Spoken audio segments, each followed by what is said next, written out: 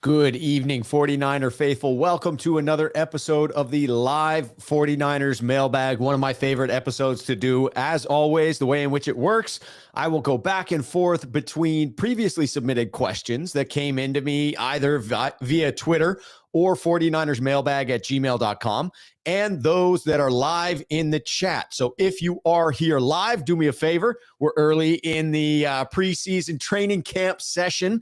Therefore, hit that like button for me to amplify the signal. And if you ask a question, just type in the @Rob or @RobShoe so that I know you're talking to me and not a dialogue back and forth with one another. Again, love answering the off-the-cuff questions and going back and forth with those that I have a little more prepared answer for. That's the advantage. Those that send it in either via Twitter or 49ersmailbag at gmail.com get a more well-thought-out answer. But if you want something that's off the cuff, you want my unedited version, you can ask that question live. The chat was already popping when I got in here. Want to give a shout out to Dustin Kohler, fantastic friend, loyal Lions fan, and even more loyal Jimmy Garoppolo supporter. Hit that like button like a sweet Jimmy Garoppolo sideline training camp pass. I'm telling you, he is apparently throwing some dimes there on the side of the field. Jimmy Garoppolo was spotted at practice. There were videos of Jimmy Garoppolo throwing at practice. There were reports of Jimmy Garoppolo throwing 50-yard passes at practice. This would lead me to believe that if there's going to be a trade for Jimmy Garoppolo, it may happen in the very near future. We're no longer waiting on any type of clearance. Seems he can make all of the throws he could make prior to the surgery. Therefore, if there's going to be a trade, you would think it would be soon. Raphael 5629ers, Sneakerhead here on the channel says, "What's up, Rob, Sneakerheads, and everyone?" Raphael, appreciate you. E. Kim, also a Sneakerhead here on the channel, says, "Jimmy just needs to be away from the team, period. No matter how it happens, whether it's trade, whether it's cut, E. Kim just wants him gone." Ellis 10 coming in to say bang, bang to the Niner gang. Sean 951 Niners, also Sneakerhead here on the channel, coming in with bang, bang, Niner gang, the completed version. E. Kim back in, says, "Rob, had a feeling Watson would be suspended around 6 to 8 games. No reason for Cleveland to not stick with Jacoby Brissett." I have to agree. If the NFL chooses not to appeal this suspension, meaning they don't want to come across and put a larger suspension down just to clarify their stance on sexual assault or whatever you want to label these problematic charges against Deshaun Watson, feels like sexual assault fits in some ways. Anyway, not to divulge or not to dive too far into that topic, I do think that when you're talking about a shorter suspension, simply talking about your starting quarterback being gone for 6 games in this instance, if the NFL doesn't oppose that, yeah, I agree. I think you go with Jacoby Brissett. What's the difference between Jacoby Brissett and a Jimmy Garoppolo who is still learning the playbook early on in the season? Is it 1 game difference? Is it 2 games difference? I could see Jacoby Brissett going 3-3 with a good team around him. I could see Jimmy Garoppolo going 4-2, maybe 5-1. But again, those 1 or 2 extra games, are they worth the $24 million? My guess is probably not. Dan Rostek, Sneakerhead here on the channel, coming in to say, "What's up, everyone?" We have Cameron Blake in the building. We've got John B. Jan Stewart coming in. We've got Luke Walsh. We've got Niners Warriors. We've got Brian Berquist. We've got Jamie Bryant. I see you. Panani Luapo. I love it. Absolutely love it. We're going to get into those live comments in just a moment. I apologize if I butchered anybody's name in there. Sometimes when I come off of the cuff, that's what happens. Let's get into one of the previously submitted questions. This one from Nick from across the pond. Nick G, good to see you in the Twitter space. "Do you think Trent Williams will get a touchdown this year? I so want him to just be handed the ball at the 2-yard line and all the other opposing defenders go, 'Fook that. I want to live.'" First of all, I love the use of fook. Fantastic usage there, especially in picturing it in an English accent there. Absolutely marvelous. As far as an answer to that question, Nick, Yes, I think this is the year that we get a Trent Williams touchdown. I feel like that is something Kyle and the team have wanted to do for a while now. It didn't work out on the one trick play I recall from late in the season last year, but this is the year, Nick. The question for me is it a pass or is it a handoff, as you suggest? I'm going to say that you may be right on this one. It seems far more likely to be a pass, but I'm going, William Perry on this one. I think they hand it off to the big man, and you're right. People are making business decisions at that point. You got Trent Williams coming down on you. At that point, if he gets into the end zone, all you need is John Madden and his voice celebrating the big man touchdown. No one was better at celebrating the big man TDs than John Madden. I absolutely loved listening to it. If we get a Trent Williams score, I may have to find some audio of John Madden talking about big men getting into the end zone and play that during the next live stream. I sure hope that it is Trent Williams' turn to get into the end zone there. This one coming in from the notorious GAV says, do you think the offensive line and Trey looked better today because Deebo was out there? For those that haven't been following the daily reports, the offense has been struggling against the defense as of late throughout these padded practices, for the first padded practice and throughout last week's non-padded practices. Today was the first day wherein Lance didn't have a turnover. The offense looked good. It seemed like they're now catching up. I'm going to go ahead and answer this one both positively and negatively. I'm going to say yes and no to this. Yes, I do think it's fair to say that the 49ers offense is absolutely better with Deebo Samuel on the field. And I think that that's an obvious statement. One of the best players on the field certainly helps your offense when they are out there. So I think that you have to count that. But I also would say that I expect some natural ups and downs from the offense and the defense, a natural progression of training camp, if you will. The defense always seems to have the early advantage. The offense is still installing plays. They're in their heads a bit more, thinking about the playbook. And the defense, for the most part, can read and react to that. In other words, there's less thinking for the defenders to start camp. I also would say, back to the affirmative, that confidence plays into how well you perform when you're out there on the field. Certainly, I would expect the offense to be more confident with Deebo Samuel in the huddle with them. And conversely, the defense might feel a little suspect with a guy like Deebo out there. All right, I want to get into your questions as well. I love the live questions. Can't ever get enough of it. So hit me with @Rob or @RobShoe if you've got a question. All right, here we go. Ekim says, Rob, where's Kyle in kicking out Fred Warner for starting a fight in practice? Harbaugh kicked out Anquan Bolden when he started a fight. I would say different personality types, different backgrounds, and a different tolerance, quite obviously. I'm excited by this level of animosity in practice, this level of serious competition in practice. It bodes well. I read something today that, one of the most contentious camps in 49ers history was 1994. We all know what happened last in 1994. Apparently, big scuffle. William Floyd was in the middle of it. The rookie came in fired up to camp. I don't think that Fred Warner needs to be asked to leave. I'm not sure what type of a precedent you'd be setting there versus not setting.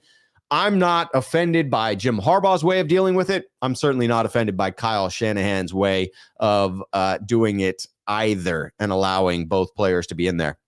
Luke Walsh saying, Rob Shoe, Miami losing a first rounder increased the market for Garoppolo. I don't think so. The market for Garoppolo is historically weak at the moment, I would say. Deshaun Watson didn't get the long suspension. So I would assume Cleveland does not want to give up an asset in the draft and pay a large percentage of Jimmy Garoppolo's $24.2 million remaining salary portion.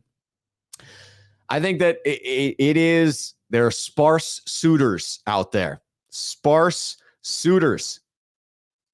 I see you, says Rob. Are we going to go over the Aiyuk Warner fight? We have a question about it, but we don't have any footage. So if you have, comments, questions about it, It's next. It is the next question. Might as well jump right into it then. I'll come right back to get to the live questions. But anytime you have a, cohesion between a live question and a previously submitted question, I feel like you got to take advantage of that. You have got to take advantage of that. Raphael came in with that one saying, who started the scuffle, Fred Warner or Brandon Aiyuk in training camp? Now, I've got to preface this by saying, Raphael, that this is a complete guess on my part. I have not seen footage, not seen insider takes on it, but I'm going with Brandon Aiyuk in this one, not because of personality, style, or anything like that. Both Brandon and Fred, very likable guys. It seemed very easy to get along with. I'm not projecting here, but Brandon Aiyuk admitted as much that Fred is freaking good at getting under his skin with the trash talk, right? That came out at the podium. So my guess is when there's a guy who's really good at doing the trash talk, think of a Draymond Green or Richard Sherman, they don't tend to lose their cool very often. They are very much in the process of getting underneath your skin, and they're taking delight in that process. It may seem like they're very serious, but oftentimes those players are imagining that you're close to breaking, and they're just layering on more and more and more until you can't take it anymore and you lash out. That is typically the way in which it happens. The instigator ends up getting swung on. So that's my prediction, that Fred clearly in this case is the instigator, is the trash talker of the two. Usually that does lead to the other person getting agitated enough to lash out. So I am picturing Brandon Aiyuk lashing out at training camp. I want to get your thoughts on that one as well. So hit me right now. I'm going to go through some of the current questions that are in the chat, but hit me with your thoughts around the scuffle. Is it concerning to you that we had this scuffle between two marquee players? Are you excited to see this level of tenacity going on? And what's your impression of what went down? Getting back into the comments here. All right, Rohan coming in here. Shout out Rob the GOAT. Love the consistent content. We had Rohan on the program yesterday. It was a fantastic episode. If you didn't get a chance to see it, go back and watch Monday's episode. This dude is out there killing it. I'm telling you, out there killing it at camp. All right. We are looking for the at Rob Shoe. So we got Luke Walsh here. Nope, we already got to that one. That's where we left off. I see you, says Rob. Are we going to go over? That was the one we were on. So now we are caught up. Treasure Kisses comes in to say hi. Hello, Sean 951 Niners Sneakerhead here on the channel says Rob Shoe. I want to know what Jimmy G is saying in his head throwing at practice while the team he was with the last 4 years practices next to him. LOL. Left out guy at prom. Man, that is cold and real. Very real. Jimmy Garoppolo and his whole locker room full of teammates are out there on the field, except they're not on the field together. Jimmy Garoppolo is over in his little corner, throwing his little passes, knowing that at any day now, this could be his last moment at 49ers practice. And you're right. These are people that he fought alongside, bled alongside, battled alongside. And there they are over on the field practicing, and he can't be a part of it. On some levels, it's sad. On some levels, I wish him nothing but the best. On some levels, I really just want it to stop dragging out and to be over so that we don't have to talk about it anymore.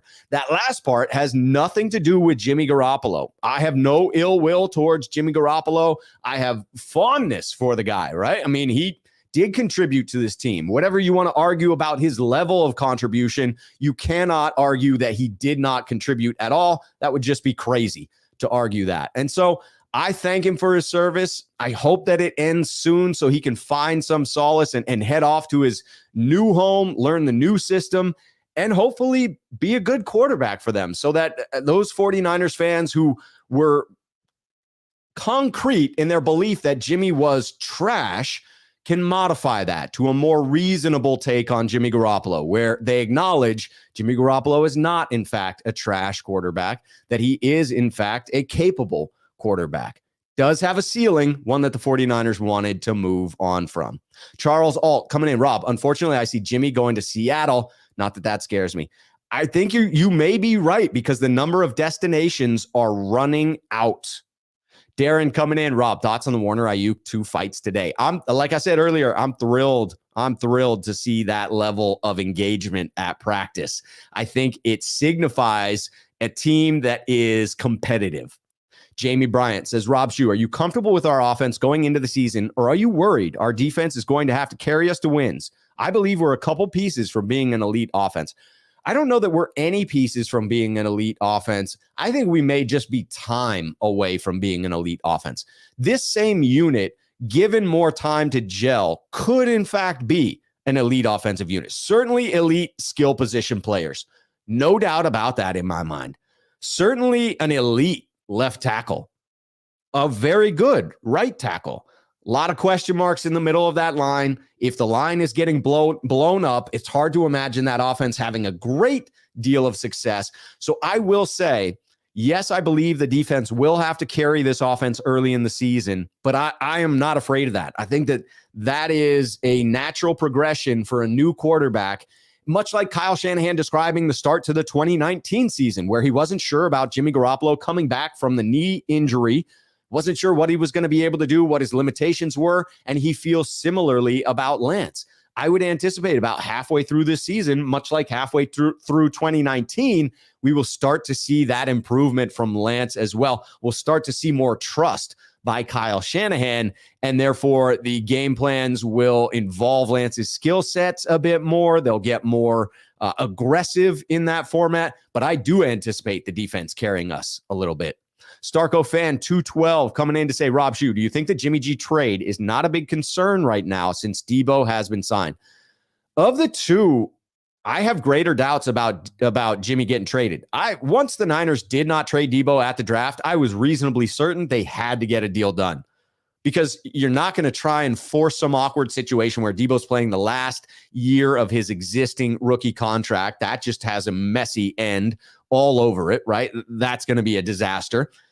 You're not going to trade him again past the draft, because now you're waiting on draft compensation from the following year. That would be a mistake, because that takes away from your ability to compete this year. The Jimmy piece, once the quarterback carousel slowed and Jimmy was still with the Niners, my fears started to creep up. And as of right now, they're sort of peaking because there aren't that many landing spots. Rohan coming in here. Rob Shue, with the offensive line looking better today without Mike McGlinchey, how excited are you for tomorrow? The more and more this offensive line has time to gel, the more excited I will be, Rohan. To me, the question around center is a big one, because I want this line to be in its final formation sooner rather than later so that they can continue to gel as one cohesive unit. And I think that center position holds sway for the right guard position as well, as you and I talked about. And the fact that we're now transitioning to Brunskill getting some of that early work as the starter, it makes it seem as if that center position isn't settled. And then I do worry about that carrying on into camp. All right, we got another one coming in from Rohan saying, do you like the intensity of Brandon Aiyuk getting emotional in the moment? I think it honestly was a sign of leadership to spark fire in the offense. I do. He's a quiet, soft-spoken dude. So to see a little bit of an emotion come out from him, it leads you to believe that he could be a more vocal leader within this team. And as Trey Lance gains his footing, it would be a great scenario for someone he has a lot of trust in. Brandon Aiyuk seems to be very close with him. It'd be great for someone he's close with to have a bigger voice on the team. Starco fan 212, Rob Shue, what do you think about the Deshaun Watson sentence versus the Calvin Ridley one? It seems that the NFL places a higher priority on players gambling than on sexual assault charges. That's just the outward appearance of it. And that's unfortunate. The two don't seem equal on any field. And now that gambling is legalized, it just seems worse that you would make that differentiation. I try not to get too far into it because it's a touchy subject. And I don't want to say something incomplete that leads anyone to believe I feel a certain way about it when that might not be the reality. I think it is unfortunate. It seems that the evidence that exists against Deshaun Watson is fairly substantial. and that the charges are reasonably consistent, and there are a large number of them. So while I'm a big believer in our Justice Department and the idea of being innocent until proven guilty, that is with regard to criminal charges. And with regard to being sued, it's only a matter of the preponderance of the evidence. With regard to the NFL, it's not even that high of a standard, right? And so in this case, with the evidence that exists, I think there was enough evidence to go with a heavier sentence against Deshaun. I probably, if it were up to me, I would have gone with the year sentence and allowed it to be indefinite as they had left it out there. Jaguayo 56 coming in. Rob, I am hearing great reports on Aaron Banks and surprisingly Spencer Burford at right guard. I was also reading great things about Spencer Burford. I'm very excited to see him holding down the right side. Very excited. Rigger 49er says, Rob Shue, sup, homie. All I got to say is bang, bang, Niner gang. A fight in football practice is normal. It is fairly normal. It's a very physical game. I am not objecting to it. Jonathan Lamont saying, Rob Shue, do you think there is more pressure on Brandon Aiyuk to be improved and impressive now that Deebo is back in the mix? I think that pressure was there on Brandon Aiyuk to begin with. I think he's applying that pressure to himself and he's working at it. The time spent with Trey Lance, I feel, is going to pay dividends. Treasure Kiss is coming in to say, Rob, how are you doing today? I'm doing well. It's a little warm here in Portland, a little hot, but other than that, enjoying the fact that we're back at practice. Kim, Rob, Fred Warner hit backup receiver Marcus Johnson after the whistle. I missed that one. That does sound like it is questionable by Fred there. You know, I mean, he's feeling it. I'm still not going to fault him until I see it. Dan does say, though, to me, Warner sounds like he's out of line here. I get the intensity, but he shouldn't risk injuring any teammates. I'm completely on board with that. Do not support the idea of putting anyone at risk as far as hitting someone after a whistle. Joey Huff saying, Rob, Fred started it with Brandon Aiyuk the first time. Then Fred hit a wideout couple plays later, and Brandon Aiyuk ran at him. No concern. I am not concerned about it either, but that does change my mind on who is at fault. Jonathan Lamont says, Rob Shue, where do you think Drake Jackson lands on the depth chart? He seems impressive. I think he continues to climb. I think he's in there at spot duty to start the year, but by midseason, he is the third down pass rusher. That's my feeling. I mean, Samson Ebukam is a well-rounded player, but as a pass rusher, I've not seen an elite skill set. It sure feels like I'm hearing word of that from Drake. Brian Berquist coming in. Rob, not at all concerning about the fight. Fred is keeping Aiyuk on his toes. I like that people are not concerned. Swan Song, Sneakerhead here on the channel says, Rob Shue, I think it's great if there aren't any hard feelings after. I laughed when I heard this because I think this team is super tight and they are locked in. I love that. I love it. Kim says, Rob, during the 85 Bears training camp, Walter Payton would smash the defense during those practices. I'm all for it. The physicality is good. Manly Shaver says, Rob, they quick to down Trey on everything he do, but they praise Jimmy for all these years. But Jimmy never did anything in a playoff game. I don't get it at all.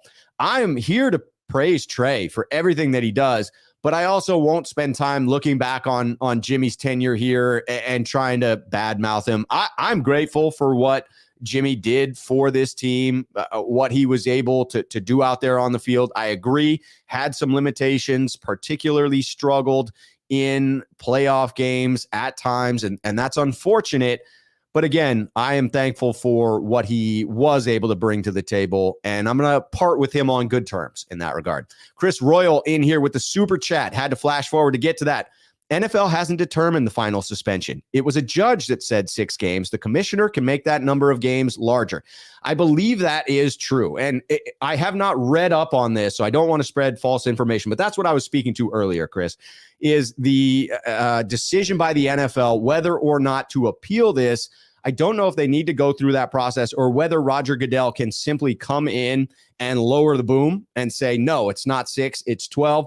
Or if the NFL has to go through an actual appeals process in order to get there. My understanding prior to anything I read today would have been that Roger Goodell had carte blanche to just come in and levy whatever type of suspension he wanted to. some of the things I've been reading today lead me in a different direction.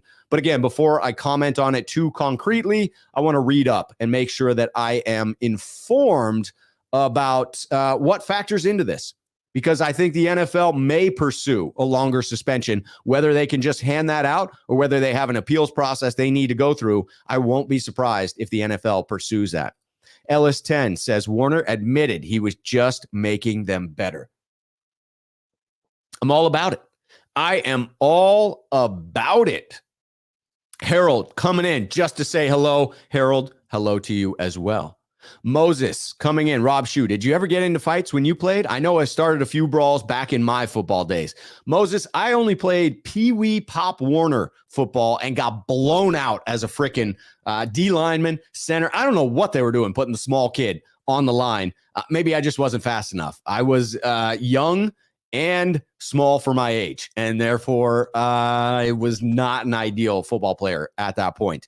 But my one claim to fame is that I was on the same team as, well, at that time, Teddy Franco, James Franco. He and I used to carpool to Pop Warner football together. James Franco, myself, and John Lim would carpool to Pop Warner football. James was a tight end. He was a receiver. And I was a lineman. I don't know how that worked out. I honestly do not. All right, getting back into some previously submitted questions here. That last one that was previously submitted came from Raphael. This one comes from John B. He says, now that Deebo's signed, do you think it's possible to have 3 1,000-yard receivers this year? Deebo, Aiyuk, and Kittle. I will say this. I most definitely believe that that is a possibility. I've predicted the following, and I'm sticking with it. I've predicted Brandon Aiyuk leads the team in receiving yards. Deebo's back. I feel a little bit nervous about that prediction, but I'm sticking with it. Kittle breaks 1,000 yards receiving yet again. He's had, a down year, a couple of down years, but I think this is it. We're seeing some tosses Kittle's way in practice. Seems to be getting a lot of looks. I think that continues into the regular season. I have predicted Kittle above 1,000 yards receiving. I have also predicted that Deebo leads the team in total yards from scrimmage. But in previous predictions, I have not really said where he will land on the receiving yards. I think I'm saying it here. Deebo manages to break 1,000 yards receiving in that process. I'm going to say he nets about 1,500 total yards from scrimmage. Again, I do think he leads the team in yards from scrimmage.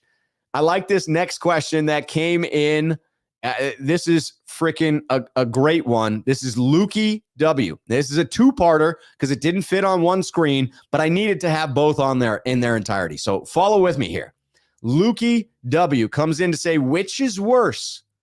Number 1, Levi's Stadium with its quiet open-air design opposing teams seem to love.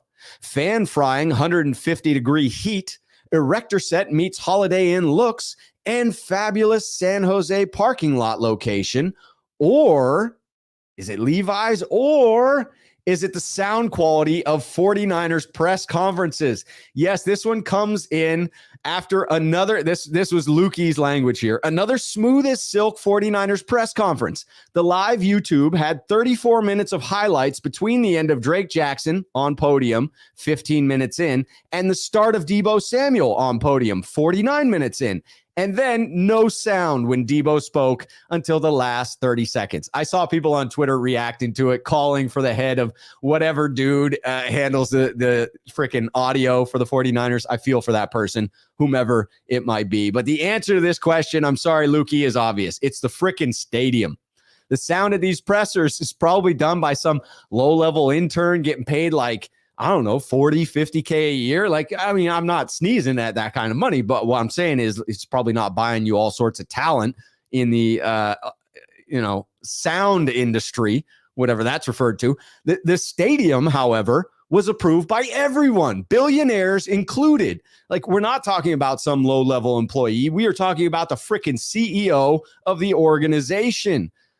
They put years of work into the planning of that stadium. They designed it right? Spent all sorts of money, designed it to be in southern San Francisco, and this is what they came up with. How do you not change the design of a stadium when you move it from South San Francisco, Candlestick Park Point, down into Santa Clara?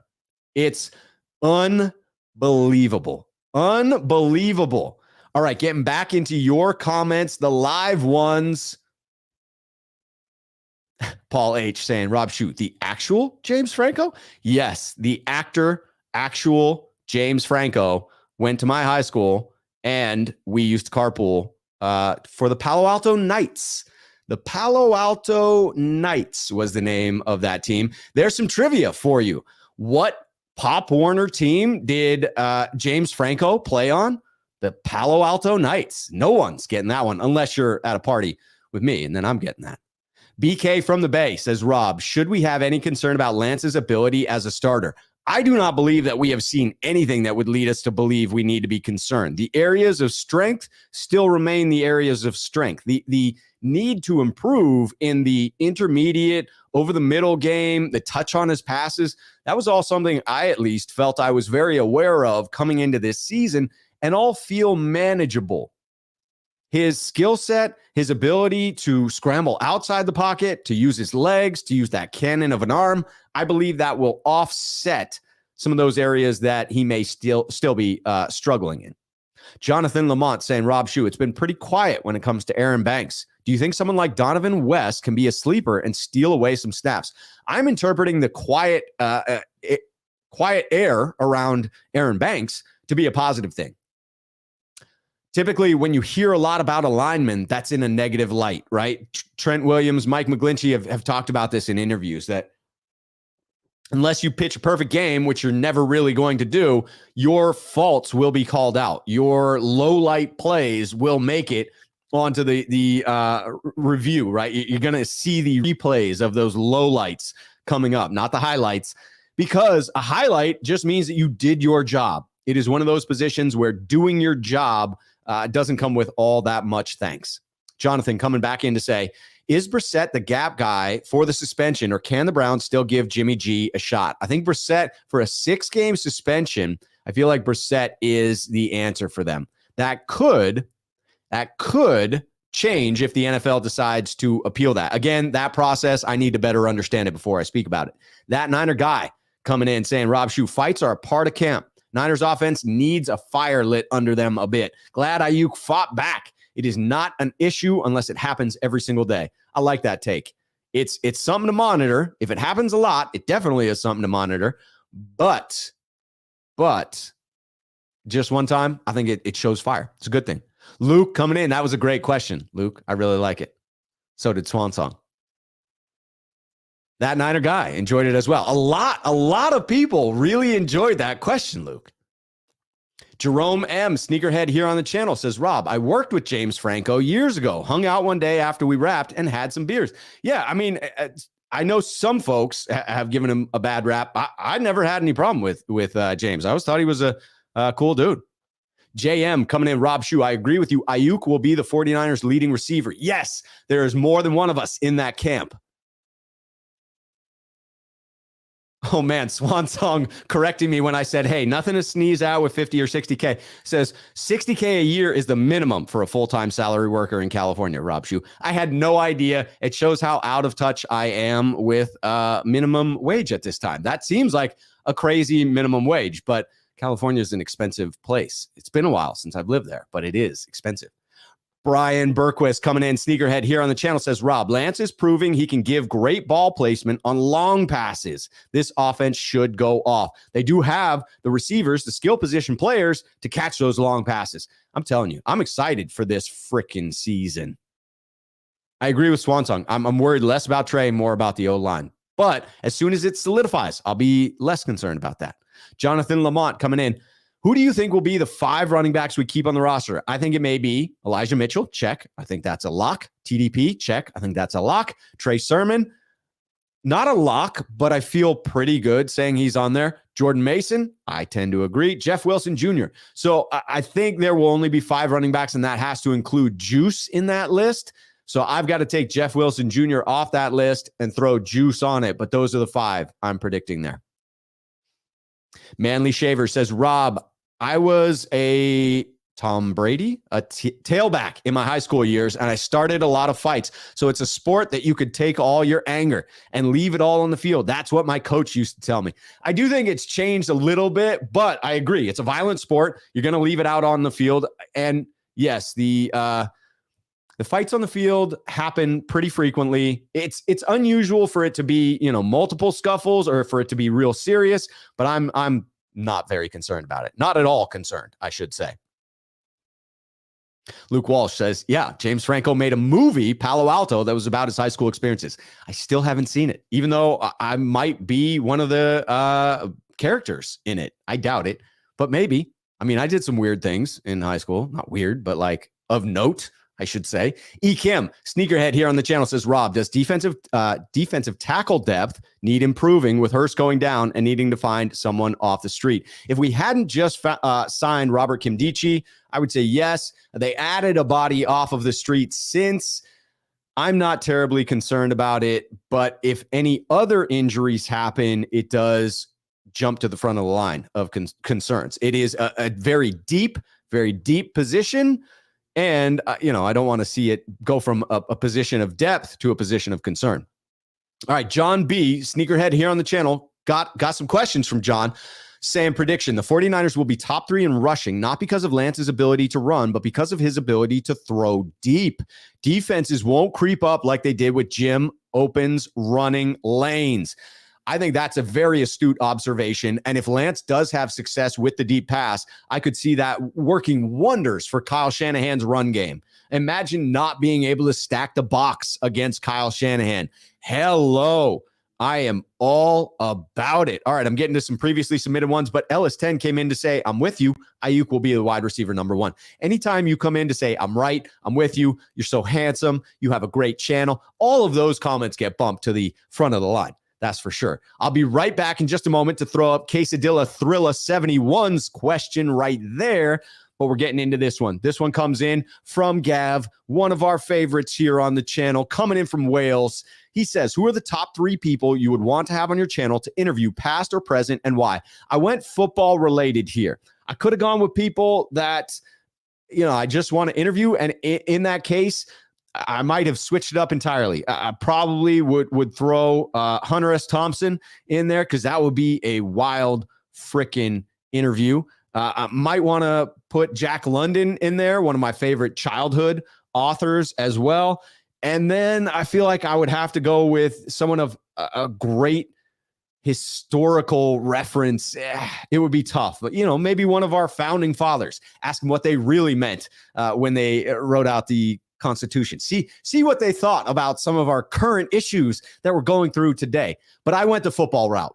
Number 1 on my football list of people that I would want to have on this program, past or present, Jerry frickin' Rice. I still hear, every time I say Jerry Rice, I hear in my head the people at Candlestick Park chanting, Jerry, Jerry, Jerry, Jerry. Yes, all the time. Like after he caught 101, after he broke the record for touchdown passes. I mean, he broke so many damn records. We yelled that a lot, and I enjoyed it. He was my favorite player growing up. So many amazing memories. And I also respect the hell out of Jerry for improving his skills in front of the camera. I think that is evidence that anybody can do it. When Jerry first left the field, that was freaking painful to watch. When he stepped off the field and first stepped in front of a microphone, it was brutal. And he has vastly improved and is very capable in front of the mic now. To me, I got to applaud that because I love people who work at something they weren't naturally gifted at and just get better and better. I feel like he was naturally gifted in football, but he applied that same work ethic to the field. And that's what made him so great. Next, it'd have to be Joe Montana. Joe Montana, the greatest quarterback of my childhood. Definitely the coolest quarterback of all time.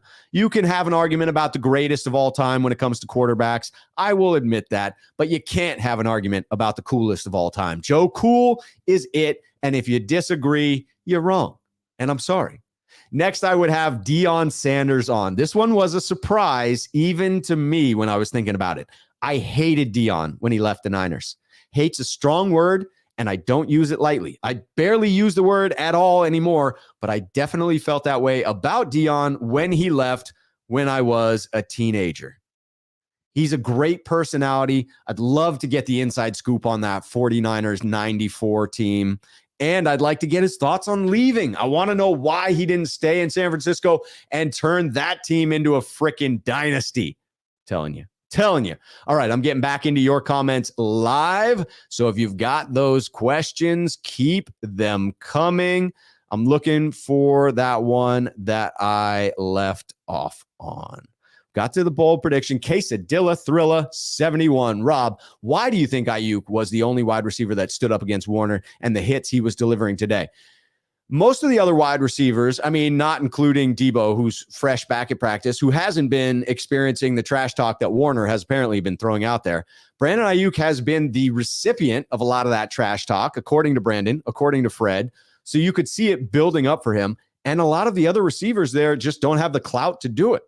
They've not been there a long time. They're young. Like, it's crazy to imagine Brandon Aiyuk being one of the senior most wide receivers out there, but that is the reality of it. So it's a good leadership role for him to be taking.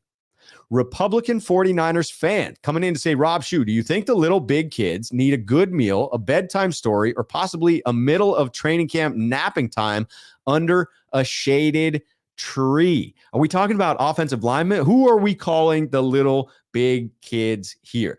I think this team is fired up. I think this team has it together. Sure, the defense is whooping up on the offense, but that's to be expected. I'm fired up by what I'm seeing here at camp. Harold coming in and say, where can I get those $60K a year jobs? I'm telling you, I didn't know that was the minimum for full-time salaried work either. Treasure Kisses says, Rob, when is Jimmy going to be traded? Are you okay with me asking for help out with 49ers gear? It depends. If you're talking about when you ask about the black and red jerseys and getting those back, I don't mind you bringing that up at all. I cannot personally help with it other than bringing it to light and talking about it. For the first question, as far as when's Jimmy going to be traded, I would think in the next couple of weeks, if he's going to be traded at all, because now he's throwing without any limitations. The teams that are going to want to bring him in will want to get him up to speed within training camp, I would imagine. Unless there is a fluke injury later in the summer, I anticipate Jimmy will be traded in the next 2 weeks or not at all. The only caveat there being that if there were a major injury, that could change my prediction. Silverado Kev, we got to get Silverado Kev back on the program. It is that time of year. Silverado Kev coming in to say, Rob Shue, all the Trey hate is beyond me. Even with his growing pains, he threatens defenses like we've never seen. True 11 on 11 football versus 10 on 11. And he's an extension of the run game. Everybody wins. Kev, I'm here with you that Trey Lance makes this offense more potent. Yes, there will be some growing pains. Yes, early on in the season, I expect the defense and special teams to need to carry us a little bit. That's okay. If we make it to the playoffs, which I truly believe that we will, I predicted 11-6. I see no reason to change that prediction at this moment in time. If we get to the playoffs and Trey is ascending, I think we'll be a more dangerous team in the playoffs with Trey than we were with Jimmy just this past year. And that's all that matters, how far you can go in the postseason. And the Niners acknowledge that by trading what they did to move on from Jimmy Garoppolo. So I'm with you, Kev. I am with you. I'm excited for the future. Dan Rostek, Sneakerhead here on the channel, says, Rob, with Jimmy still on the books, do we have enough cap space to sign a veteran center if needed, or are there other moves that could be done to create the space? There are other moves that could be done. Two that I know of, you could certainly restructure Trent Williams' deal. It would be early on to do that, but you're committed to Trent Williams, so it doesn't really matter. You're just moving money around. You could extend Jimmy frickin' Ward, who it's a little frustrating to me that it appears the 49ers are willing to move on from Tart 1 year and Ward the next. I'm frustrated by that. Either of those moves would clear money. Not sure if they'd clear enough to get a veteran center. It would depend on which one and what they're asking. You could imagine a guy like J.C. Treader being expensive in year one because maybe he doesn't have a whole lot of years left in him. Peter Lee saying, Rob Shue, do you think the strength and conditioning of our players this year in training camp has been better thus far? Previous years, our players would be injuring themselves so easily in training camp. Either the staff is better in that way, or Kyle Shanahan and his coaches have gotten better in what they're asking of players. Some combination of that has to be the reality, that the players coming in better shape, potentially, although you would imagine that they tend to come in good shape each year. And the difference between the training staff and what they're doing with the players to ramp them up, and then what they're being asked to do in practices. And I do think Kyle Shanahan has spoken about learning from past experiences in that regard. That Niner guy coming in, Rob Shue. I punch a guy's helmet once because he pushed down my quarterback after a play late. Started a brawl, and the helmet is still undefeated. I'm telling you, the fist to helmet is an interesting choice, that Niner guy. I'd like to know what that felt like, because I'm going to guess it didn't feel good. But in the heat of the moment, it feels like the right decision. I'm going to hit that dude in his helmet. The helmet that I could hit with my own helmet and he wouldn't really feel. I'm going to hit it with my softer fist and just see if that doesn't hurt him. I'm telling you. You don't know football, bringing up Dion and Andre Rison. Remember the Dion Rison helmet on fight? I have vague memories of that. Swan Song, a sneakerhead here on the channel, says, Rob Shue, Aiyuk standing up for the offense for a guy that seems like an introvert tells me he cares a lot about this team and has always had that dog in him. I love that. Unpacking of what we're hearing here from Brandon Aiyuk. And I agree, because he is a soft-spoken dude for the most part. Jonathan Lamont saying, Rob Shue, Brandon Aiyuk is taking steps to being an alpha. If he went after an undrafted free agent or a sixth round, it would look like a lame move. But on a bigger dude like Fred Warner, that would true flex. Sets the tone for sure. I love it. Love it. Darren coming in, Rob, I think we need an O-line coach as good as our D-line coach. Wouldn't that be something? Chris Forster is now the longest tenured offensive assistant coach for Kyle Shanahan. He's been there a while. He is doing something right, but I agree. He is not Chris Kosarick. Luke Walsh saying, Rob Shue, Hunter S. Thompson, when the going gets tough, the weird turn pro. I tell you, Hunter S. Thompson has written some amazing things about sports. If you haven't gone back and read when he was sort of not a beat reporter, but like a wild and wacky beat reporter, it's pretty fun. Jaguayo 56, Rob, what have you heard about Drake Jackson? Will Ebukam start opposite Bosa? It's a contract year. I do think start of the season, Samson Ebukam will be opposite of Nick Bosa.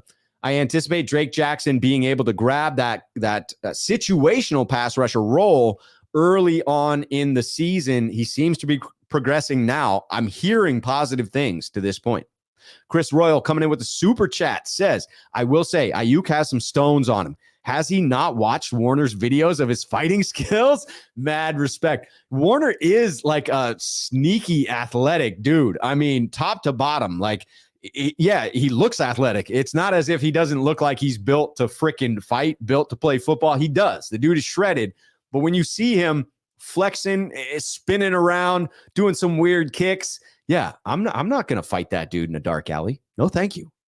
Ekim says, Rob, doesn't this front office now not understand what happened to Andrew Luck and not having a capable O-line? If this O-line is a sieve, it's on the front office. I agree with that. They tried to sell us on Jake Brendel, and now Daniel Brunskill is splitting snaps with him.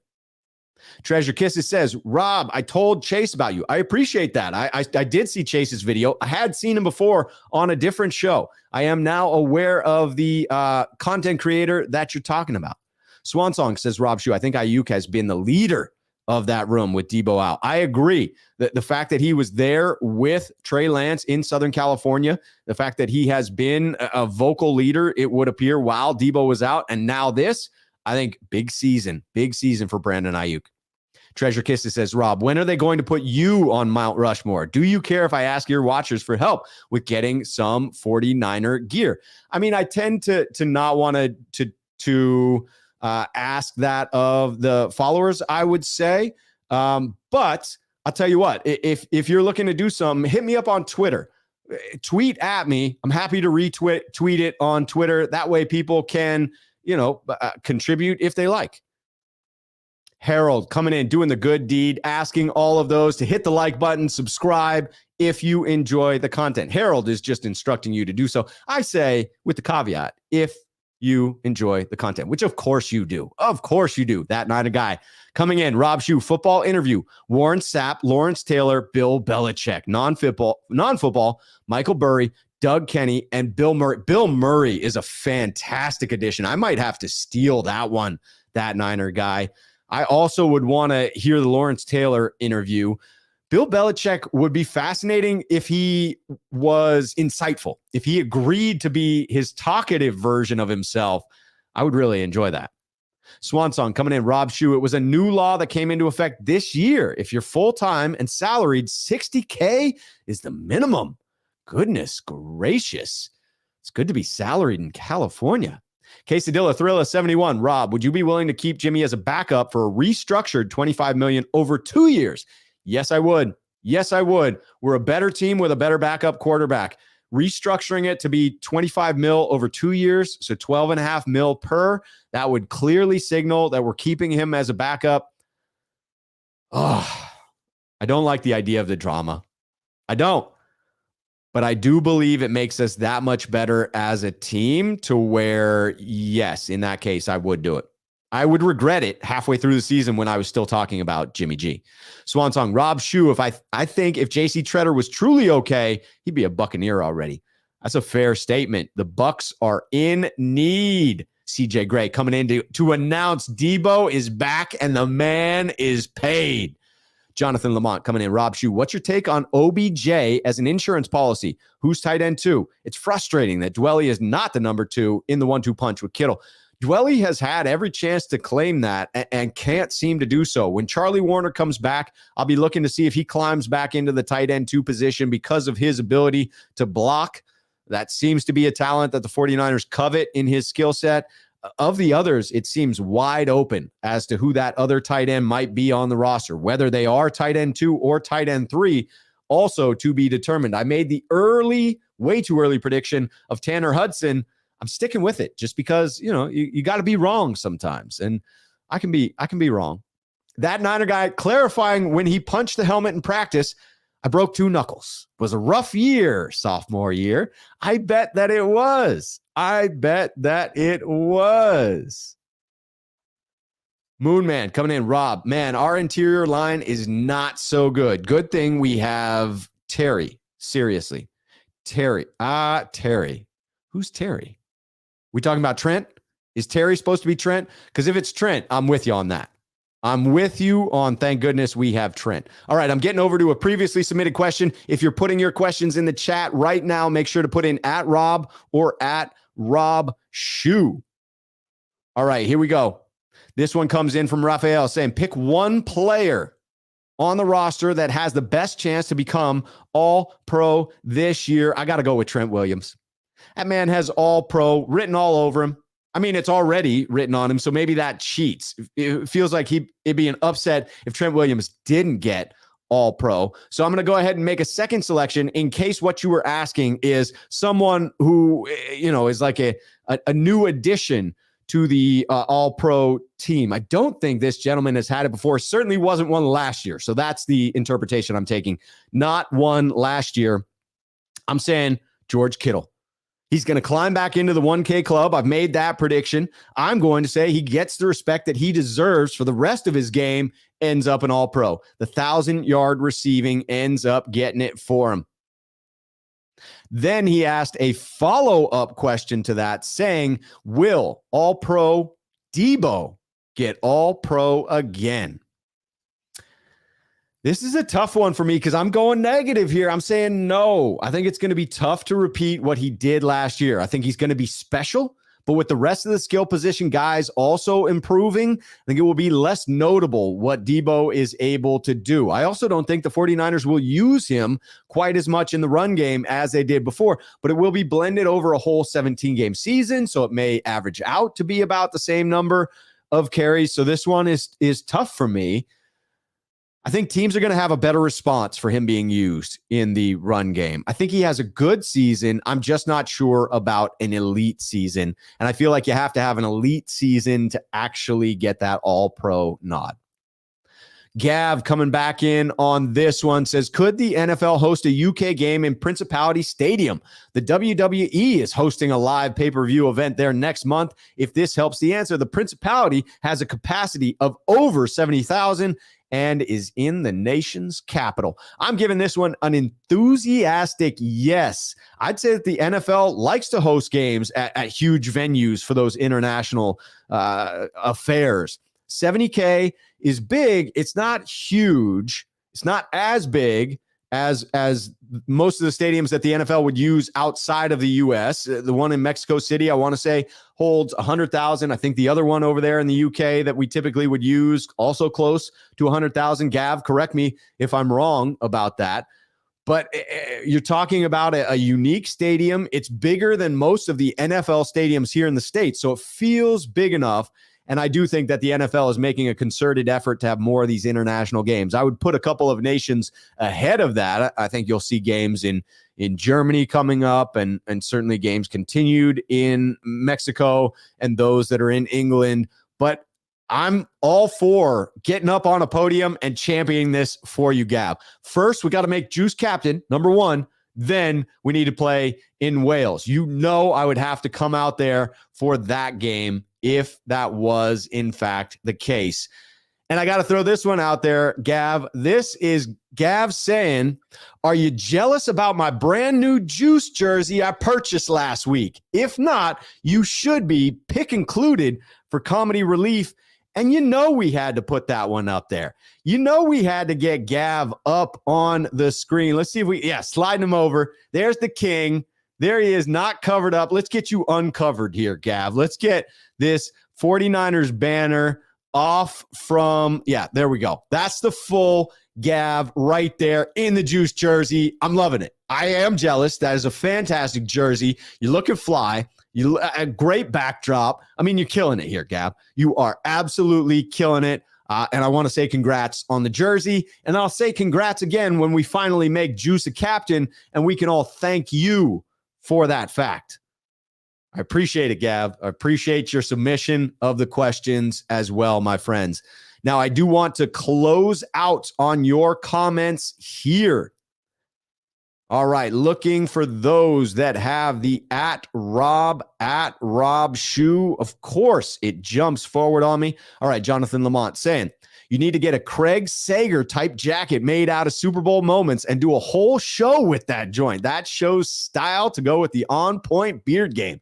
Jonathan, I am going to need to make this happen. Do you know someone who can make me that type of a jacket? I mean, it feels like something that I might want, that people might appreciate. I'm telling you. That Niner guy coming in to say, Rob Shoe, if you restructured Jimmy, you would probably lose both Emmanuel Mosley and Jimmy Ward and 23. Rather have those two than Jimmy. Yeah, I think we're probably losing Emmanuel Mosley regardless, and it seems like the 49ers aren't going to re-sign Jimmy Ward. I'll be disappointed with both of those losses. I agree in principle, though. If it meant keeping those two, I would absolutely get Jimmy's salary off the books. There will be difficult choices that need to be made if you do keep Jimmy Garoppolo at some restructured deal. The hypothetical, for anyone that missed the hypothetical, was keeping Jimmy Garoppolo at a restructured contract, panning his $24.2 million out over 2 years so that it became $24 million guaranteed spread out over 2 seasons, $12 million per, maybe it was $25 million total, so $12.5 million per year. That is money that could go to some of these other upcoming free agents or free agent acquisitions. I agree. I would probably rather have those. But for this season, I don't feel like the 49ers are re-signing either one of those two players, and having a capable backup would be important. But this is one I'm answering off the cuff, and my answer was, yes, I would take Jimmy at $12.5 million per year for 2 years as a backup. But I kind of regret that answer. There's a part of me that goes back and forth. I'm sticking with it because I made that call in real time. But the more I think about it, the more logic gets thrown up there about what we could do with that. That would be good. I mean, it wouldn't be good. I'm reading comments here as I'm talking here. And Jan comes in to say, by the way, Rob, you need a In That Regard shirt. I feel like I have a couple of sayings I use quite frequently. And that's probably one. Jonathan Lamont saying, Rob Shoe, who's your favorite player from the 94 team? Mine was Bryant Young. Hard to object to BY. It was still Jerry Rice at that point. It was still Jerry Rice. 91649er says, Rob Shue, I'm late. Have you touched on Jimmy? Why was he out there? I talked about Jimmy. Didn't really go into why he is out there, but it's just to display what he can do, right? Getting video of him throwing just proves to fan bases out there, to everyone watching, that Jimmy is good to go. I see that as now we're at an open window for a trade. If a trade doesn't happen in the next 2 weeks, I'm predicting it doesn't happen unless we see a big injury in camp at that point. And that seems to be unlikely. All right, I went back in time to find a couple of those comments, but I want to make sure to get to these current ones. All right, Big Island Surfer coming in. Rob Shue, do you think the defense will be better this year with the addition of Charvarius Ward than the 2019 defense? I think this is a top 3 defense on paper. I do think it has the potential to be one of the most special defenses I have seen. I will say, yes, I think this defense will rival, if not eclipse, the 2019 defense. I'm putting it down on paper. Charles Alt, Sneakerhead here on the channel, says, Rob, I'm hearing Jordan Matthews is looking good for tight end too. Hey, Rohan said it as much on the program last night, and I'm not going to doubt it. He has seen it with his own 2 eyes, and that seems to be a wide open competition. Stivers 209 says, hey, Rob, good news for Deebo 2 days ago on Sunday. Yes, it was great news for Deebo. He's excited. Moonman says, Rob, sorry, it was Trey. Also, I was at training camp on Monday. So that was a correction to an earlier comment I read out. Also, I was at training camp on Monday, and I seen that interior line got dominated by Alex Barrett. He weighs 250 playing defensive tackle. So awful to see. That interior line feels suspect, and it is the biggest concern that I have in camp. Sorry, I didn't see the bot in the chat there. Get that out of here. EMA Beats coming in. Rob Shue, do we worry about the O-line yet with the defensive line eating pretty damn good so far in camp? I think you have to worry about the interior O-line until it gels, until we start to see positive things from it. That is my largest area of concern. I still believe the Niners can overcome and that they have suitable players to contribute at those positions. But if you want to be great, you have to be good in all phases. And if you're not good at pass blocking, it could be a rough year for Trey Lance in some of his first starts. Great one, 765 says, Rob Shue, trade Jimmy for Jacoby Brissett and a 4th. Brissett would be a solid backup for Trey. I like that for the 49ers. I'm not sure that Cleveland would love that one, especially if we're not eating some of that salary. Jimmy's $24 million. Jimmy's $24 million. Swanson coming in. Rob Shue, I wouldn't want to keep Jimmy as a backup, even if it was for a case of variety chips from Costco. I think you are not alone. Abraham says 12 mil is still an expensive backup. It is an expensive backup, but I'd rather pay 12 instead of like 10 for who got paid 10? Andy Dalton got paid 10 rather recently. Chris coming in to say, our group's barbecue is next Saturday, the 13th, my man. The invitation still stands. It'd be good to see you there. Thanks for the content, sir. That is for the Salem group of 49er faithful. I am absolutely going to try and make that, Chris. I appreciate the invitation, and it is on the calendar. I will definitely try to be in attendance on that one.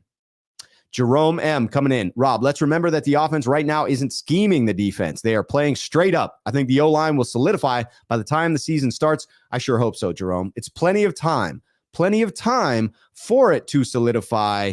They just need to get there. Jonathan coming in. Texans have a lot of connections to Jimmy. I could see him going there. Mills could be a backup on the Niners. Pair Mills with a 5th could be a fair deal. I would jump all over that. Again, feels like it would be the Texans that might balk at that one. Fossey coming in. Rob, sup, Rob. Is the O-line the biggest mystery for this team? And how do you think they'll hold up against the Bears defensive line week 1? Thankfully, we start the season pretty easily. Without Khalil Mack on that team, the Bears are not the defense that they used to be. Without Akeem Hicks there on that team, the Bears D-line is not what they used to be. So I feel pretty good about starting out against the Bears.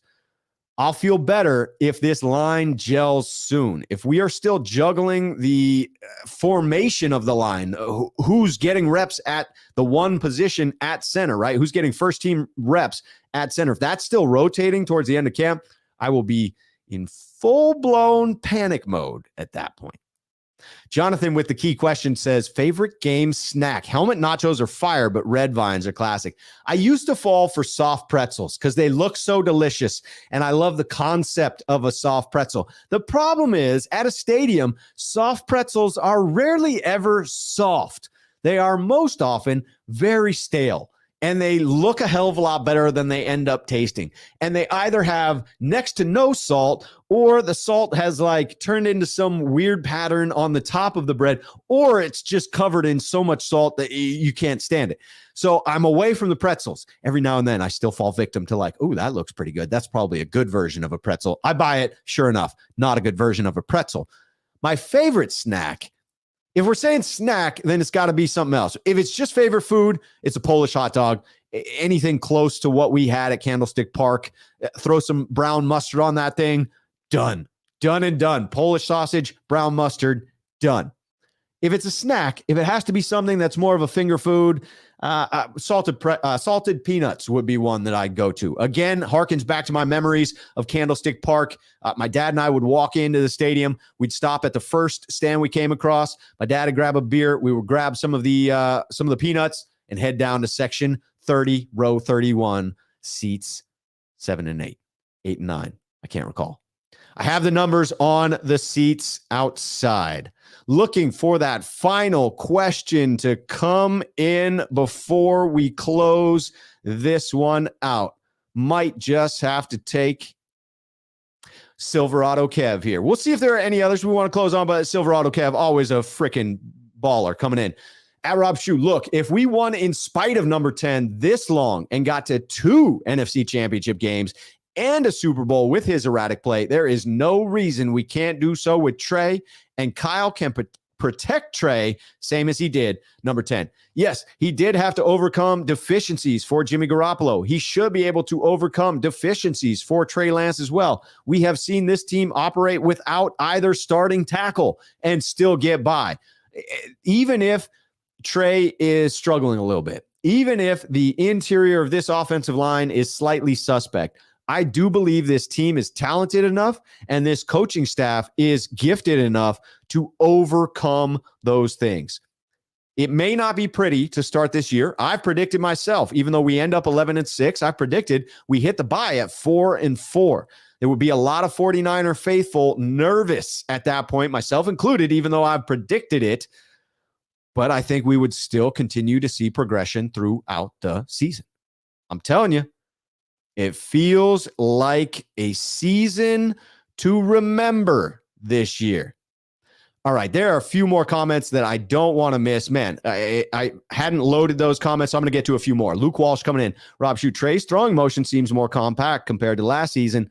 We did hear about him working on that throwing motion, so certainly wouldn't surprise me if they tightened it up some to reduce the time to throw and get rid of any wasted motion. Jonathan coming in. Who would win in the trenches between Trent Williams and Justin Smith? That is tough. Cowboy or the Silverback? Man, I got to give the edge to Trent Williams. He is a monster. I thought Cowboy was really spectacular, and Trent Williams is something else. Dr. Jaspreet coming in asking Rob Shue, what are the weakest position groups?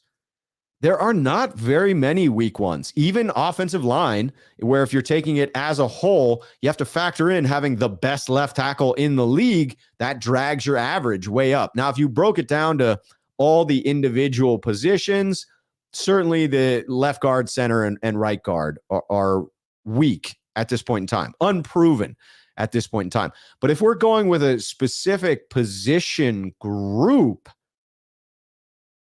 man, that's tough. I mean, you could almost say tight end, because beyond George Kittle, what do you got? And George Kittle is probably going to miss a couple of games. That's the NFL average. That's been George Kittle's average. He plays with a physical style. I would imagine that he gets dinged up at some point. Who's going to step in at that juncture? Tight end is worrisome.